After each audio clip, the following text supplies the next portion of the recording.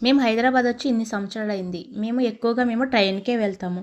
బస్‌కైతే చాలా తక్కువ వెళ్తాము. ఎందుకంటే నాకు బస్ జర్నీ పడదని. అందుకనేసి మేమెప్పుడు కూడా ట్రైన్‌కే వెళ్తాము. రిజర్వేషన్ ఒక్కొక్కసారి దొరుకుతది. ఒక్కొక్కసారి దొరకకపోయినా సరే మామూలుగా నార్మల్ దాంట్లో అయితే వెళ్ళిపోతాం మేము.